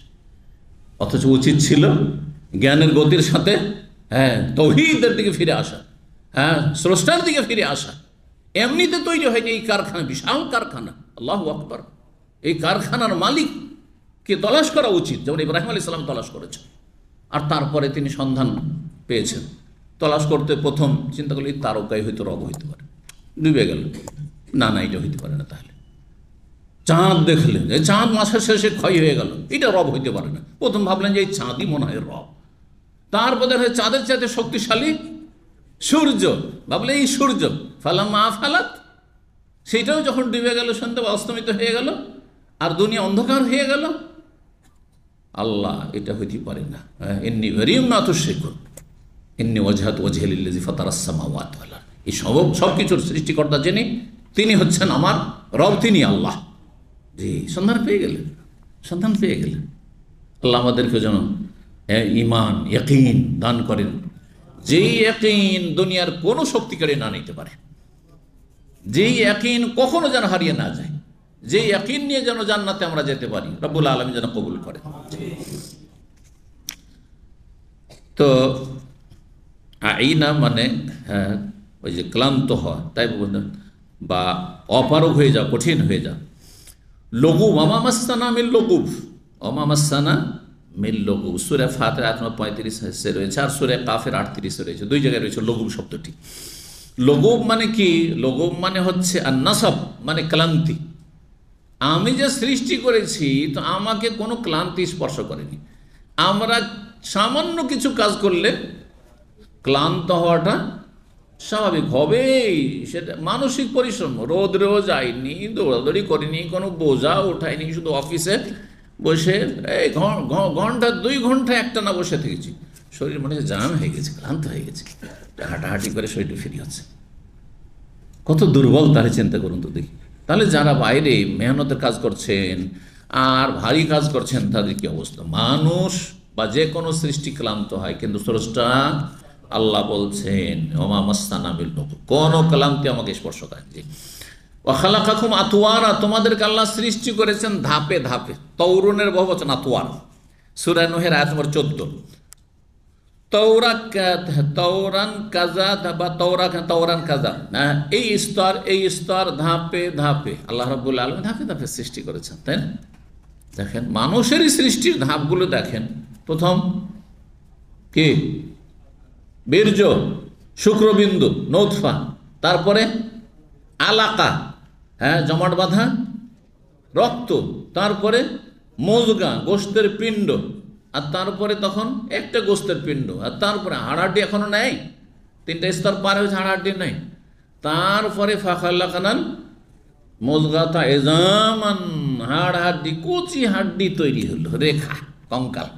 আল্লাহু আকবার, কঙ্কাল মাথাতে পা পর্যন্ত তৈরি হচ্ছে। তারপরে যে হাড়হাড্ডি যদি কঙ্কাল থেকে যেত, আমাদের হাড্ডিগুলো যদি দেখা যেত, তো কেউ কারোর দিকে তাকাইতেন, দেখলে পালাইতেন, তাই না? আর যদি অন্য কোনো জাতি দেখলেও পালাইতো ভয়। কঙ্কাল দেখে কত ভয়ঙ্কর লাগে, কত বৃষ্টিও লাগে। আল্লাহু আকবার। তারপরে ফাকাসাউনাল ইজামা লাহমা, আল্লাহ বলছেন যে হাড়হাড্ডির ওপর যেমন কাপড় পেঁচায়, ওইভাবে গোস্ত পেঁচিয়ে দিলাম, গোস্ত পরিধান করিয়ে দিলাম। কিছু বলা হয়েছে গোস্তকে কাপড়, বস্ত্র পরিধানের সাথে তুলনা করা হয়েছে, দিয়ে গোস্ত দিয়ে এত সুন্দর। কিন্তু গোস্ত যদি দেখা যেত, মানুষের গোটা শরীরে যদি গোস্ত দেখা যায়, তো কত খারাপ লাগবে দেখতে। তার উপরে আবার কি করেছেন? চামড়া দিয়ে এত সুন্দর ত্বক দিয়ে দিয়েছেন যে মাশাআল্লাহ, কিছুই দেখতে খারাপ লাগে না, সুন্দর লাগে, তাকাইতে ইচ্ছা করছে, তাই রূপ চেহারার দিকে মানুষের। জি, আল্লাহু আকবার। তাই বলছেন তওর মানে হচ্ছে আদা তওরাহু, আরবরা বলে আদা তওরা, আদা ইয়াদু মানে অতিক্রম করা, পার করা, তওরাহু মানে কাদরাহু, হ্যাঁ, তার যে একটা নির্দিষ্ট পরিমাণ রয়েছে, স্তর, স্তর পার করে, এক স্তর পার করে আরেক স্তরে 40 দিন মাতৃগর্ভে গিয়ে, হ্যাঁ, জরায়ুতে গিয়ে 40 দিন কি থাকলো, শুক্রবিন্দু থাকলো, দ্বিতীয় 40-এ কি হয়ে গেল, আলাকা হলো, তৃতীয় 40-এ গিয়ে মুজগাতন হলো, হ্যাঁ, গোস্তপিণ্ড হলো, গোস্তপিণ্ড হলো, আর তারপরে তখন তাতে 120 দিনে 3 4 12 120 হলো যখন, তখন রোহ সঞ্চার করা হলো। এটা আর একটা স্তর, রোহ দেওয়া। রোহের আগে কিছুই নেই, কিছুই ছিল না, রোহ দেওয়া হয়েছে, তখন দেখেন মায়ের পেটে নড়াচড়া করছে, হরকত দিচ্ছে, গোতা মারছে। আল্লাহু আকবার। তারপরে দুনিয়াতে কেউ আসলো, কেউ আসলো না, মৃতই ভূমিষ্ঠ হইল, আবার কেউ আসলো আর কচি বয়সে চলে গেল, ওর স্তর ওখানে শেষ। আবার কেউ, হ্যাঁ, যৌবনে গিয়ে মারা গেল, কেউ যৌবন পার করে আসলো 30-40-এ গিয়ে হঠাৎ করে হার্ট অ্যাটাক বা বিভিন্ন অসুখে আক্রান্ত হয়ে বা বিভিন্নভাবে মারা গেল, অ্যাক্সিডেন্টে মারা গেল। কেউ আবার 50, 60, 70, 80, 120, আল্লাহ, একসময় আরও বেশি হইতো, 1000 বছরও মানুষ বা তারও বেশি বেঁচেছে। তো এই ছিল বেশ কিছু বিষয় আয়াতগুলির তাফসীর সম্পর্কে। আর 3190 নম্বর হাদিস দিয়ে প্রথম শুরু হবে। বলছেন সাহাবী ইমরান বিন হুসাইন রাদিয়াল্লাহু তাআলা রাদিয়াল্লাহু আনহুমা বলছেন, তার বাপ বেটা দুজনই সাহাবী। কালা জাআ নাফারুম মিন বানি তামিম ইলা নবী সাল্লাল্লাহু আলাইহি ওয়াসাল্লাম, বানু তামিম বংশের কয়েকজন লোক, নাফার 3 থেকে নিয়ে 10 জন বা 9 জন পর্যন্ত হয়, তো কয়েকজন লোক আসলো নবী সাল্লাল্লাহু আলাইহি ওয়াসাল্লামের কাছে দেখা করতে। তারা ইসলাম গ্রহণ করেছে, নিউ মুসলিম, সব মুসলমান হয়েছে, এসেছে। কিন্তু নিউ মুসলিম অনেকে ইসলাম গ্রহণ করে দুনিয়া লোভী হয়ে, এরাও ওই রকমই ছিল, বেদুইন ছিল আর একটু দুনিয়া লোভী। ফাকালা, নবী সাল্লাল্লাহু আলাইহি ওয়াসাল্লাম তাদেরকে বলে, ইয়া বানি তামিম, হে তামিম বংশের লোকেরা, আবশিরু, তোমরা আমার পক্ষ থেকে সুসংবাদ নাও। আরে রাসূলুল্লাহ সব সুসংবাদ দিচ্ছেন, আর কি চাও, জান্নাতের সুসংবাদ। আর শুধু আখিরাতের না, সুসংবাদ যখন বলেছেন, বড়দের কাছে বড় আশা রাখো, কিন্তু হালকা হয়ে যেও না, ঠিক কিনা? হালকা হইতে নেই, অনেক সময় হালকা হলে নিজের লসই হয়। হয়তো আপনি না চেয়ে বেশি পেতেন, না চেয়ে নিয়ে যে তুচ্ছ চাইলে 3 পয়সা, ওই 3 পয়সায় পেলেন, হয়তো হয় না, হয় না? বড় মনে মানুষের কাছে আপনাকে আপনার ওজনটা, ওয়েটটা ঠিক রাখতে হয়, হালকা হয়ে গেলে গেলেন আপনি। তো এরা ওই রকমই একটা হালকা হয়ে গেল। নবী সাল্লাল্লাহু আলাইহি ওয়াসাল্লাম যখন সুসংবাদ দিলেন, তখন তারা বলে উঠলো, বাশশারতানা ফাআতিনা, আমাদেরকে যখন সুসংবাদই দিলেন, তো কিছু তো সাদকা দেন, আমরা গরিব অভাবী মানুষ, কিছু দেন। চেয়ে ফেললো চট করে, না চাইলেও হইতে। আল্লাহু আকবার। চেয়ে ফেললো, ফাতাগাইয়ারা ওয়াজহুহু, নবী সাল্লাল্লাহু আলাইহি ওয়াসাল্লাম মোবারক চেহারা তখন পরিবর্তন হয়ে গেল, মনটা খারাপ হয়ে গেল।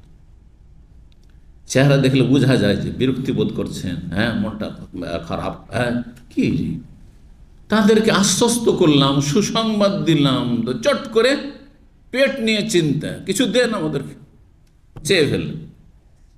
ফাজা আহলুল ইয়ামান, আর তৎক্ষণেই ইয়ামানবাসী চলে এসছে, ইয়ামানের লোকেরা চলে এসছে। তখনকার ইয়ামান মানে আজকালকার বাহা, আল বাহা, আবহা, তারপরে জিজান, নাজরান, সবগুলিকে ইয়ামান বলা হইতো। কাবার দক্ষিণ দিকে যতগুলি, ইয়ামিনুল কাবা, কাবার ডান দিকে, সবগুলিকে কি বলা হইতো?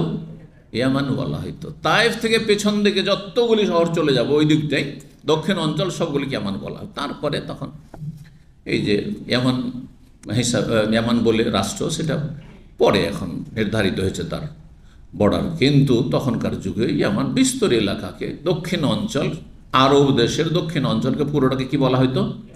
ইয়ামিন বলা হইতো। আর উত্তর অঞ্চলকে শাম বলা হইতো, উত্তর অঞ্চলকে শাম বলা হইতো। জি, দক্ষিণ দিকে যত ইয়ামান বলা হইতো, আর উত্তর দিকে মানে জর্ডন, লেবানন, সিরিয়া, তারপরে ফিলিস্তিন, প্যালেস্টাইন, সবগুলিকে কি বলা হইতো?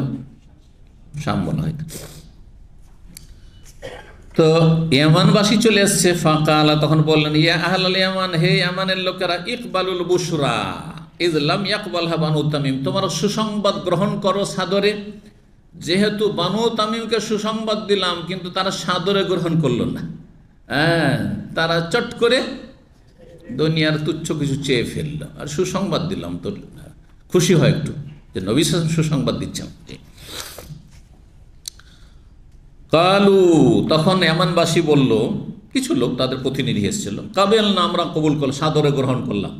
তারাও কিন্তু নিউ মুসলিম, কিন্তু তারা সাদরে গ্রহণ করল। মন ছোট আর বড়, মানুষ সবাই মানুষ দেখতে, কিন্তু কারো মন এইরকম।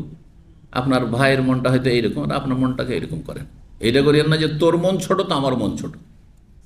আমাদের গ্রামাঞ্চলে করে কি, কে কয় পিস গোস্ত দিয়েছে রে, কোরবানি গোস্ত রে, আকিকার গোস্ত, বলছে ও 2 পিস দিয়েছে, ওকে 2 পিস দে, ওকে 2 পিস দে।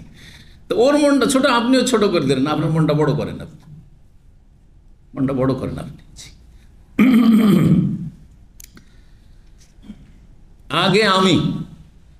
আগে আমি প্লেট সামলাই, আমারটা ঠিক রাখি, তারপর অন্যদের খাবার দাবার। এই মনটা ছোট করা না, অন্যদের সুযোগ দেন, হ্যাঁ, নতুনদের সুযোগ দেন, আর পুরাতন আপনারা পেলে আলহামদুলিল্লাহ, না পেলে আলহামদুলিল্লাহ, আল্লাহ দিয়েছে, আমার মনটা বড় আছে, আমি নিজেই 10,000 খরচ করে খেয়ে নেব, না একটা স্যান্ডউইচ দিয়ে আমার দিন পাত হয়ে যাবে, হয় নাকি?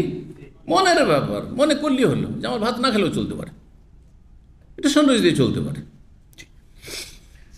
তো তারা সাদরে গ্রহণ করলো।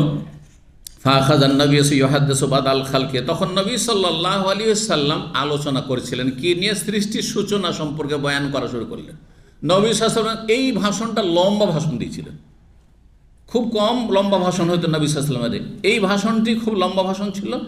আর একটি ভাষণ দিয়েছিলেন শেষ বয়সে নবী সাল্লাল্লাহু আলাইহি ওয়াসাল্লাম, একেবারে সকাল থেকে সারা দিন সৃষ্টির সূচনা থেকে একবার শেষ জান্নাত জাহান্নাম পর্যন্ত পৌঁছা পর্যন্ত আলোচনা, ওই হাদিসে রয়েছে, সব কথা বর্ণনা করলেন। তো ইউহাদ্দিসু বাদাল খালকে, সৃষ্টির সূচনা সম্পর্কে, আর আরশ সম্পর্কে, আল্লাহর আরশের সৃষ্টি, আল্লাহর আরশ কোথায় ছিল। জি। ফাজা রাজুলুন, জনৈক ব্যক্তি হঠাৎ করে চলে এসে, ইমরান বিন হোসেন বলছেন আমি দর্শে বসে আছি, নবী সাল্লাল্লাহু আলাইহি ওয়াসাল্লামের এইসব কথা, গুরুত্বপূর্ণ কথা জীবনে কোনোদিন শুনিনি। সৃষ্টির সূচনা, প্রথম কি সৃষ্টি হলো, কি আসমান জমিন কেমন করে সৃষ্টি হলো, আরশ আর কুরসি আর এই সেই পানি, সাগর, স্থল ইত্যাদি, এসবগুলি শুনছি। আর একজন লোক এসে বলছে, ইয়া ইমরান, হে ইমরান, রাহেলাতুকা তাফাল্লাতা, তোমার যে বাহন ছিল, উষ্ট্রি ছিল, সেটা পালিয়ে গেছে। তাফাল্লাতা মানে ছুটে পালিয়ে গেছে, রশি বাঁধা ছিল, রশি ছিঁড়ে পালিয়ে চলে গেছে, ধরো না হলে গেল। তখন টান দিয়েছে, মজলিস ছেড়ে দৌড় দিয়েছে উট ধরার জন্য, যে কোথায় গেল দেখি তো। আর এত দূরে উট চলে গেছে, সামনের হাদিসে আসছে যে উট ধরতে গিয়ে পুরা দর্শি শেষ হয়ে গেল, আর কিছুই শুনতে পেল না বেচারা। তো তারপরে এসে আক্ষেপ করছে, লাইতানি লাম আকুম, হাই যদি আমি সেই আলোচনা থেকে না দাঁড়াইতাম, উট গেল হারাইলো, আমি না যেতাম, ওইটা আমার ভালো ছিল, ওটা আমার জন্য ভালো ছিল। অনেক সময় আপনাদের কল আসছে, এখানে ফিট করে না, একটু কল এসছে, উঠিয়েই নি, পিবি সাহেবের কল এসছে, সকাল থেকে কথা হয়নি, তাই না, উঠিয়ে নিন। আর গুরুত্বপূর্ণ পয়েন্ট আমি আলোচনা করে দিলাম। আর এই স্ত্রীর সাথে কথা পরেও হইতো, কিন্তু আমার দাস কি আর আসর পর হবে না, যে কথাটি বলে ফেললাম আবার বলবো নাকি? তাহলে আপনি এলএম থেকে বঞ্চিত হইলেন, এলএম থেকে বঞ্চিত। সুতরাং এমার্জেন্সি না হইলে এই টেলিফোন রিসিভ করা, আর টেলিফোনকে অন করে রাখা, অথবা এদিক সেদিক করা, হ্যাঁ, না, এগুলো ভালো মানুষের কাজ নয়, এগুলো ভালো মানুষের কাজ নয়। যে দিন শিখতে আগ্রহী তার কাজ নয়। অল্প সময় আছেন, মনোযোগী হয়ে দিন শিখুন। 3191 নম্বর হাদিস, ওই হাদিসটি লম্বা করে এসছে, এই জন্য আমরা সংক্ষেপে এগিয়ে যাব। ইমরান বিন হোসেন রাদিয়াল্লাহু তাআলা আনহু বলছেন, দাখালতু আলান নবী সাল্লাল্লাহু আলাইহি ওয়াসাল্লাম, আমি নবী সাল্লাল্লাহু আলাইহি ওয়াসাল্লামের কাছে প্রবেশ করলাম। তাহলে বোঝা গেল যে নবী সাল্লাল্লাহু আলাইহি ওয়াসাল্লাম আগে থেকে ছিলেন, আর ইমরান বিন হোসেন এখানে অতিরিক্ত আসলো, আগের হাদিসটা ছোট্ট ছিল। ও আকাল তো না কাতিবিল বাবা, আমার উষ্টিটাকে দরজার পাশে বেঁধে দিলাম, দরজার বাইরে বেঁধে দিলাম, মসজিদ নবী দরজার বাইরে। ফাতাহু নাস বানি তামিম, বানু তামিমের কয়েকজন লোক আসলো। তারপরে নবী সাল্লাল্লাহু তাদেরকে বলে, ইকবালুল বুশরা ইয়া বনি তামিম, হে বনি তামিম, হে তামিম বংশের লোকেরা, তোমরা সুসংবাদ গ্রহণ করো। বানু তামিম লোকেরা বসবাস করত রিয়াজ থেকে আপনার মাজমা জুলফি যেতে, এই এলাকাগুলিতে। কথা বোঝা গেছে না? এদের এলাকা ছিল এই এলাকা, এখানে বসবাস করত প্রাচীন যুগে। এখন তো গোটা সৌদি আরবে ছড়িয়ে গেছে। হ্যাঁ, তামিমি, আপনার শুধু তামিমি সুপার মার্কেটই জানছেন দের, কিন্তু তামিমি একটা বিশাল একটা বংশ আরবদের, ওই 1400 বছর আগে থেকে বনু তামিম, জি, প্রাচীন বংশ। তো তারাকে যখন সুসংবাদ দিল তখন কালু, তারা বলে কাদ বাশার তানা ফাতেনা, যখন সুসংবাদ দিলেন তো আমাদের কিছু দেন, আমরা তো কিছু এসছি, আশা করে এসছি কিছু দান সাদকার জন্য, সাদকা টাদকা কিছু পাবো, গিয়ে নবী সাল্লাল্লাহু আলাইহি ওয়াসাল্লামের কাছে সুখী হবে একটু আর্থিক দিক থেকে। একবার নাম্বার রাত 2বার করে ওই কথা বলছে। নবী সাল্লাল্লাহু আলাইহি ওয়াসাল্লাম বলছে সুসংবাদ গ্রহণ করো, তো বলা উচিত যে সুসংবাদ গ্রহণ করলাম ইয়া রাসূলুল্লাহ, ঠিক না? তা না করে যখন সুসংবাদ দিলেন তো আমাদের কিছু দেন, সুসংবাদ দিলেন তো কিছু দেন, তাহলে আমাদেরকে এই চাওয়া শুরু করেছে। সুম্মা দাখালা আলাইহি নাসুম মিনাল ইয়ামান, তারপরে কয়েকজন ইয়ামান থেকে চলে এসেছে কিছুক্ষণের মধ্যেই। ফাকাল, তখন নবী সাল্লাল্লাহু আলাইহি ওয়াসাল্লাম বলেন ইকবালুল বুশরা ইয়া আহলাল ইয়ামান, হে ইয়ামানবাসী তোমরা সুসংবাদ গ্রহণ করো। ইন লাম ইয়াকবালহা বানু তামিম, যেখানে বানু তামিম লোকেরা যখন কবুল করলো না, সাদরে গ্রহণ করো, তোমরা নাও, এই সুসংবাদ নাও তোমাদের জন্য। কালু কাবেলনা ইয়া রাসূলুল্লাহ, আল্লাহ রাসূল আমরা সাদরে গ্রহণ করলাম। কালু, তারপরে তার যে না নাস আলুকান হাজাল আমরে, আপনার কাছে আমরা সুদূর ইয়ামান থেকে এসেছি এই সৃষ্টির সম্পর্কে, সৃষ্টির সূচনা, আল্লাহ কিভাবে আসমান জমিন দুনিয়া সৃষ্টি করলেন এই সম্পর্কে কিছু জানার জন্য এসেছি।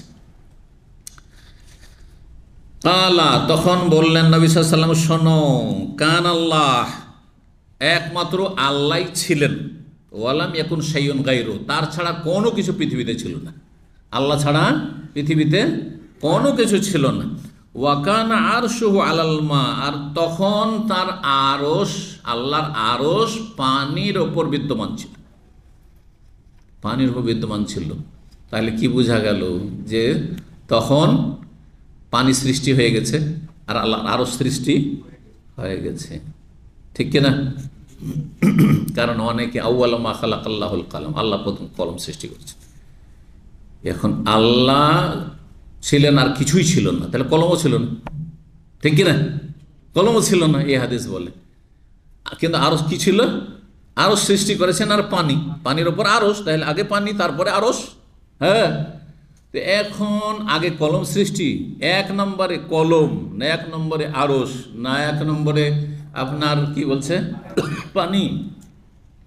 ওলামাদের বেশ কিছু ইখতিলাফ রয়েছে এ সম্পর্কে। তো যাই হোক, কোনো এক সময় ইনশাআল্লাহ তাআলা এই ক্ষেত্রে বিস্তারিত শোনাবো। এখন হাদিসটা দিয়ে এগিয়ে যাই আমরা। বলছেন যে তাহলে এগুলো সমন্বয় এটা দিয়ে করেছেন ওলামারা, যে যেই বস্তুগুলি সর্বপ্রথম সৃষ্টি হয়েছে তার অন্যতম হচ্ছে কলম, তার অন্যতম হচ্ছে আরশ, তার অন্যতম হচ্ছে পানি। বুঝা গেছে না? এইভাবে। জি, তো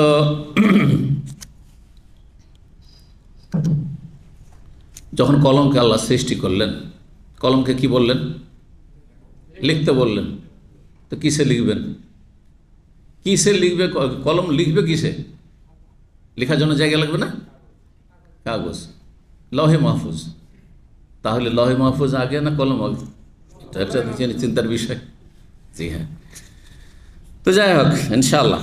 তো চলেন, বলছেন কি যে তার আরশ ছিল পানির ওপর। ওয়াকাতাবা ফি যিকরে, এবং আল্লাহ লিখে রেখেছেন জিকিরে, মানে উপদেশের ফলকে। জিকির, এই জিকির বলতে লহে মাহফুজ, জিকির বলতে এখানে যাতে আল্লাহর উপদেশ, লহে মাহফুজ থেকে কোরআনে কারীম এসেছে, বাল হুয়া কুরআনুম মাজিদ ফি লহে মাহফুজ। তকদির কোথায় লেখা আছে? লহে মাহফুজে লেখা আছে। জি হ্যাঁ, সমস্ত কিছু লেখা আছে। জি, ওয়াকাতা ফি যিকরি কুল্লা শাই, আর লহে মাহফুজের সুরক্ষিত ফলকে সব কিছু আল্লাহ লিখে রেখেছেন। ওয়া খালাকাস সামাওয়াতি ওয়াল আরযা, আসমান সমূহ এবং জমিন সমূহ সৃষ্টি করেছেন। যেমন আসমান 7টি, তেমনি আকাশ যেমন 7টি, তেমনি জমিনও 7টি। কিন্তু ওলামাদের ইখতিলাফ রয়েছে, এক আকাশ থেকে আর এক আকাশের মাঝে কি রয়েছে? 500 বছরের দূরত্ব রয়েছে এবং খোলা রয়েছে, তাই না? তার উপরে প্রত্যেক আকাশে গিয়ে আবার দরজা রয়েছে ইত্যাদি। 7 জমিন, একটি জমিন আর একটি জমিনের সাথে লেগে আছে না? ওই রকম একবারে সেম। জি হ্যাঁ, সাত সাত জমিন আছে, এটি কোরআন দ্বারা প্রমাণিত। কিন্তু একটি জমিন আর আরেকটা জমিন মাঝখানে এইরকম ফাঁকা আছে, এর শক্তিশালী কোনো দলিল নেই। কোনো দলিল নেই। হতে পারে একটি জমিন আরেকটি জমিনের সাথে লেগে আছে। তারপরে আরো বাড়াবাড়ি হবে যদি কেউ বলে যে সাত জমিন একেবারে প্রত্যেক জমিন এই রকম জমিনের মতো আছে, আর এই জমিনে যেমন যত পশু প্রাণী আর মানুষ বাস করছে ঠিক ওইখানেও মাখলুক বাস করছে, আর প্রত্যেক জায়গায় ওই রকম নবী এসেছে, তাহলে এগুলি বাড়াবাড়ি কথা। এগুলি কথার কোনো সনদ সহি নেই।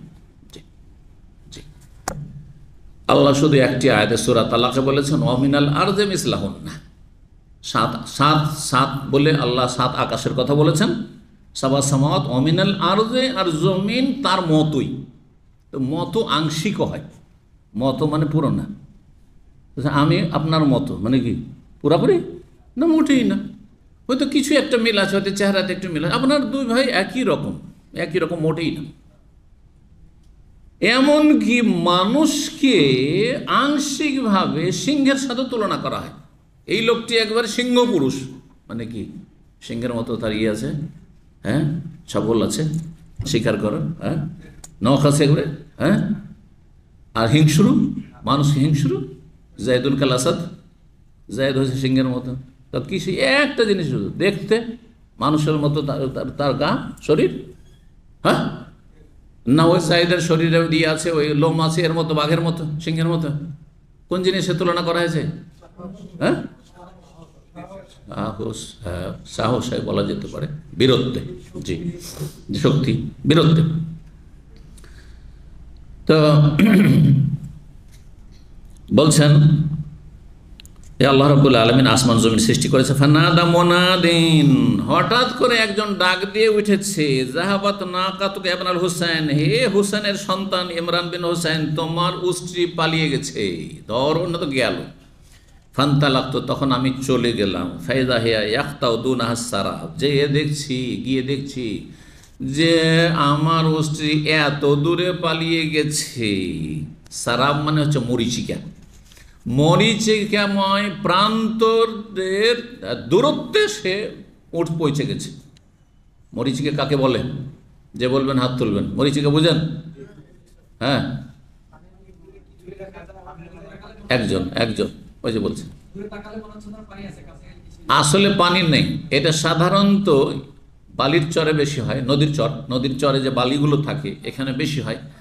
এমনি আপনার ফসলের জমিতে ওইরকম হয় না, হ্যাঁ, বালির চরে খুব বেশি হয় এটা। আর এমনি রোডেও পানি লাগে, কিন্তু এই রোড রাস্তাগুলোতে দেখবেন একটু দূরে মনে হচ্ছে ভিজা আছে, আর যত কাছে যাচ্ছেন কিছুই নেই, সব শুকনা, ভিজা মনে হয় না? জি। কিন্তু আসল মরিচিকা হচ্ছে যে আপনার নদীর যে চরগুলি রয়েছে, বালির চর, এক কথা বালির চর। আল্লাযীনা কাফারু আমালুহুম কাসারাব, আল্লাহ সূরা নূরে বলেছেন যে কাফেরদের আমলগুলি কিয়ামতের দিনে ওরা দেখতে পাবে, কিন্তু কিরকম দেখবে?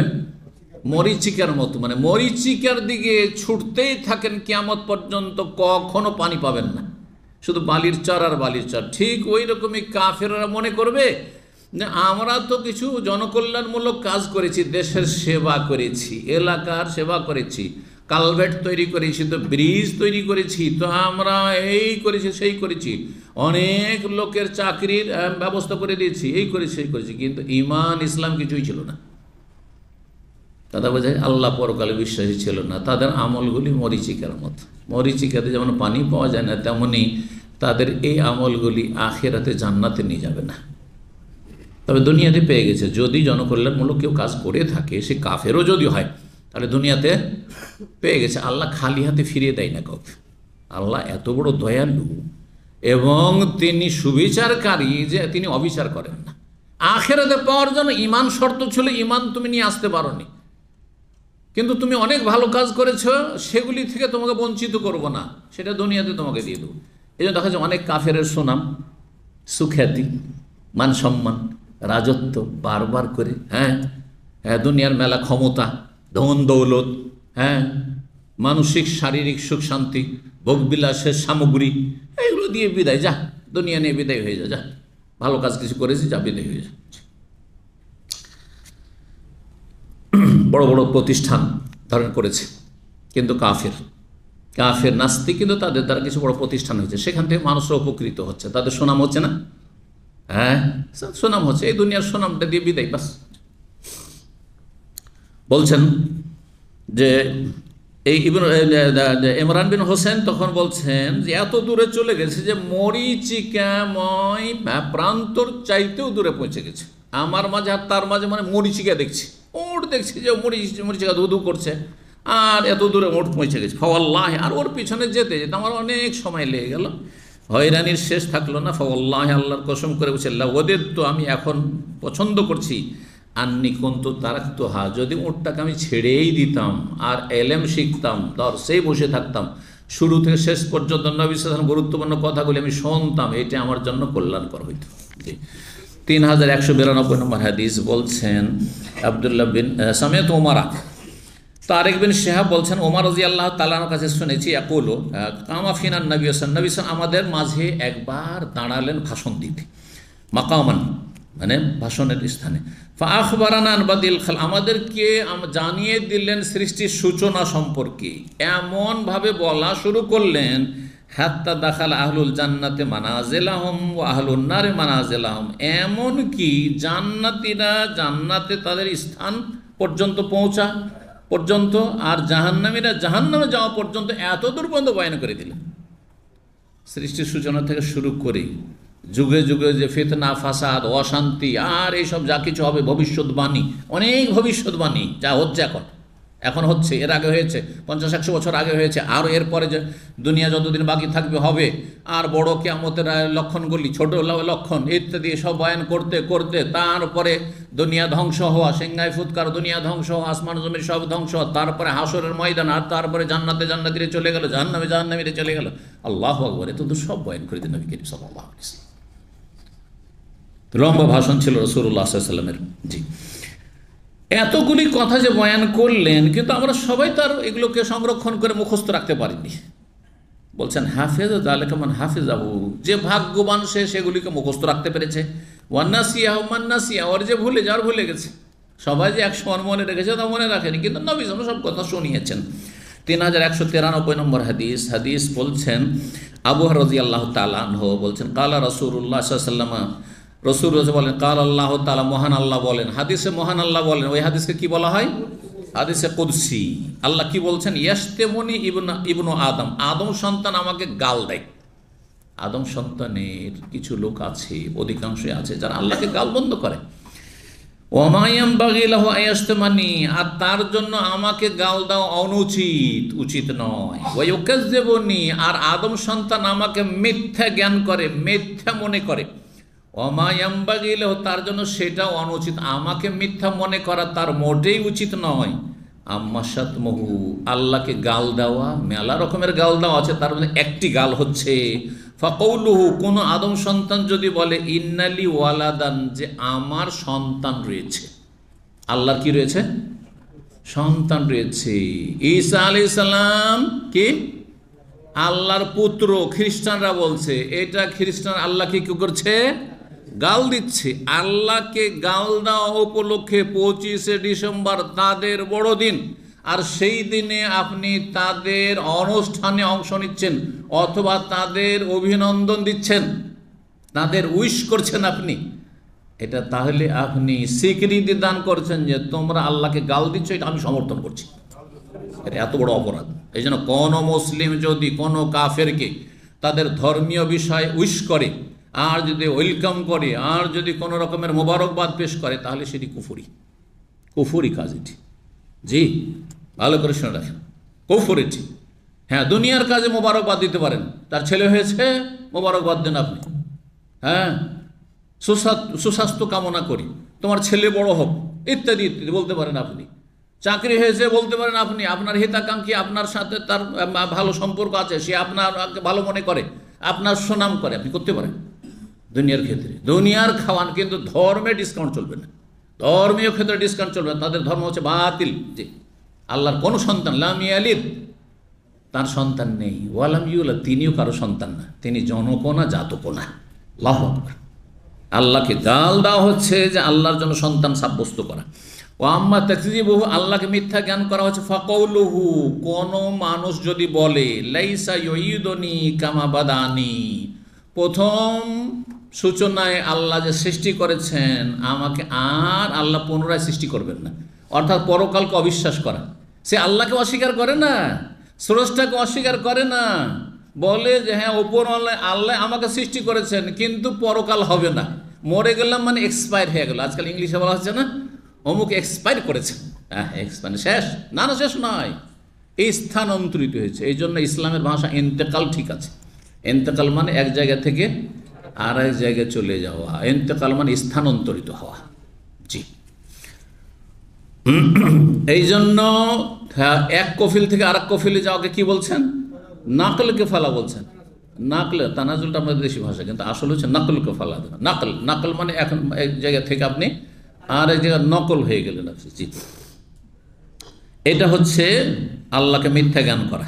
আল্লাহ বলছেন যে পরকাল আছে, পুনরায় আমি সৃষ্টি করব, আর কেউ বলছেন না না আমার সন্দেহ আছে, তাহলে সে আল্লাহকে মিথ্যা জ্ঞান করলো, মিথ্যা প্রতিপন্ন করলো। সর্বশেষ হাদিস, এটা দিয়ে শেষ করছি, 3194 নম্বর হাদিস। আবু হুরায়রা রাদিয়াল্লাহু তাআলা আনহু বলেন, কাল রাসূলুল্লাহ রাসূল বলেছেন, লাম্মা কাযাল্লাহুল খালকা, যখন আল্লাহ সৃষ্টি সম্পন্ন করলেন। কাজা মানে এখানে সম্পন্ন করা। সমস্ত সৃষ্টি আল্লাহ কয়দিনে সৃষ্টি করেছেন? 6 দিনে সৃষ্টি করেছেন। যখন সম্পন্ন করলেন, কাতাবা ফি কিতাবিহি, তখন তার লৌহে মাহফুজ, কিতাব মানে মকতুব, তার কিতাবে মানে লৌহে মাহফুজ, মকতুব তার যে লিখনি রয়েছে লৌহে মাহফুজ, তাতে লিখে দিলেন ফাহুয়া ইনদাহু ফাওকাল আরশ, আর সেই লিখনিটি লৌহে মাহফুজ রয়েছে আরশের ওপরে, তার নিকটে বিদ্যমান, আল্লাহর কাছে বিদ্যমান রয়েছে। সেটি কি লেখা আছে? তাতে একটি বিষয় লেখা আছে, ইন্না রাহমাতি সাবাকাত আলা গাযাবি। এখানে রয়েছে ইন্না রাহমাতি গালাবাত গাযাবি। বিভিন্ন ভাষায় হাদিসটি রয়েছে, আমার রহমত আমার ক্রোধের ওপর কি করেছে? প্রাধান্য পেয়েছে। আমার ক্রোধ রাগের চাইতে, গজবের চাইতে, রাগের চাইতে আমার রহমত বেশি শক্তিশালী, বেশি প্রবল। জি, আমার রহমত প্রবল হয়েছে কিসের ওপর? আমার ক্রোধের ওপর। তাহলে একজন মানুষের জীবনে যে নেকিও করে গুনাহ করে, নেকিও করে গুনাহ করে, যখন গুনাহ করে আল্লাহর কি হয়? রাগ হয়, ক্রোধ হয়, গজব হয়। আমাদের দেশের মানুষরা গজবটাকে আবার মারাত্মক বিষয় মনে করে, কিন্তু ক্রোধ বললে হালকা মনে করে নিচ্ছে, তাই না? আল্লাহর রাগটা হালকা মনে করে নিচ্ছে, যে আমরাও তো রাগতাম, কিন্তু আল্লাহর রাগ মানে যে ওই যে মাগজুব আলাইহিম, ইহুদিরা যে মাগজুব আলাইহিম গজব, ওইরকম গজব আপনার উপর, রাগ, আল্লাহ রেগে আছেন। তো গজব মানে কিন্তু রাগ, আসলে ক্রোধ। তো আল্লাহর রাগ হয়েছে, যে কোনো গুনাহ করলে আল্লাহর কি হচ্ছে? রাগ হচ্ছে, গজব হচ্ছে। আর যখনই আপনি তওবা পড়লেন, আস্তাগফিরুল্লাহ, আল্লাহ মাফ করে দাও, আল্লাহ মাফ করে দাও, বা আপনি গিয়ে উজু করলেন আর উজু করে একটা গুনাহ হয়ে গেছে, খারাপ একটা ছবি দেখছে, আজকে ফিতনার যুগে বলি, অনেকের হচ্ছে ধার্মিক লোকদের, খারাপ একটা ছবি দেখে নিয়ে শয়তান দেখিয়ে দিল, যুবক মানুষ, অনেক বুড়োগুলোর বদ অভ্যাস আছে, আর তারপরে আমি তো গুনাহ করে ফেললাম, আস্তাগফিরুল্লাহ, সাথে সাথে উজু করলেন, উজুতে আপনার গুনাহ জ্বললো, জ্বললো না? জ্বললো না? উজু একটি ইবাদত। তারপরে 2 রাকাত নামাজ পড়লেন আপনি, এটি কি হলো? আল্লাহর রহমতের কারণ। এখন কোনটা প্রবল হবে? আল্লাহর যে রাগ হয়েছে, রাগটাই প্রবল হবে না রহমতটা প্রবল হবে? রহমত প্রবল হবে। আল্লাহ আপনার ওপর থেকে তার রাগ গজবকে উঠিয়ে নেবেন, আল্লাহ রহম করবেন। এই জন্য যখনই দেখবেন যে গুনাহ হচ্ছে, বেশি নেকি করার চেষ্টা করেন। শয়তানকে ব্যর্থ করার একটা মাধ্যম আপনাকে শিখিয়ে দিচ্ছে, এটা প্রত্যেকের জন্য দরকার। কারণ আমাদের আজকাল এই ফিতনার যুগে, চোখের ফিতনা, আল্লাহ আল্লাহ হেফাজত করুক, ফেসবুক খুললেই ফিতনা, ইচ্ছা করে ফিতনা, অনিচ্ছাকৃত ফিতনা, অনিচ্ছাকৃত নোংরামি চলে আসছে। ইউটিউব খুললে নোংরামি অনিচ্ছাকৃত চলে আসছে, আর চলে আসছে। গুনাহ থেকে বাঁচা বড়, রাস্তায় বেরো হলে বেহায়া বেপরদা সামনে চলে আসছে, উপায় নেই। কত নিচে করে চলবেন আপনি? রাস্তাও তো দেখতে হবে, চেষ্টা করছেন আপনি। এই যে গুনাহ হচ্ছে, আপনি নেকি করতে থাকেন। নেকি যখন গুনাহ হয়ে গেল, যখনই নেকি করবেন, শয়তান দেখবে যে একে গুনাহ করিয়া লাভ নেই, কারণ গুনাহ করাচ্ছি 10টা আর নেকি করে নিচ্ছে 1000টা। বুঝতে পারছেন? কিন্তু শয়তান খুশি কখন? সবসময় গুনাহ করাতে পারছেন, নেকির হার কম হয়ে গেছে, নেকির তৌফিক হচ্ছে না, ফরজেরই ঠিক নেই, সুন্নত নফলের খবর নেই, জিকির আজকার তওবা ইস্তেগফার নেই, আর অনুতপ্ত লজ্জিত হন না একজন মুসলিম পাপ করে। তখন শয়তান বিস্তার লাভ করে, ইস্তাহওয়াজা আলাইহিশ শায়তান, শয়তান তখন ছেয়ে বসে, তখন একবারে ঝাঁকড়ে বসে। ধরে বসে তখন যে একে পেয়ে গেছি, শিকারি পেয়ে গেছি। এই জন্য সবসময় নেকি করার চেষ্টা, যেমনই বুঝতে পারছেন আমার গুনাহ হয়ে গেছে, সাথে সাথে মেলাবার তওবা ইস্তেগফার পড়ে নেন, ইস্তেগফার পড়েন অন্তর থেকে। আর তারপর উজু করে নেন, উজু করে নেন, কোরআন খান হাতে নেন, কোরআন তেলাওয়াত শুরু করে দেন, 2 রাকাত নামাজ পড়েন, দেখবেন যে শয়তান পালিয়ে যাবে। শয়তান দেবে যে একে গুনাহ করি লাভ নেই, গুনাহ করে তো লস হয়ে যাচ্ছে। আর শয়তান চায় না যে আমি আপনি জান্নাতে যাই, কখনো চায় না, কোনো ব্যক্তি সম্পর্কে চায় না, যত বড় পরেজগার হন না কেন।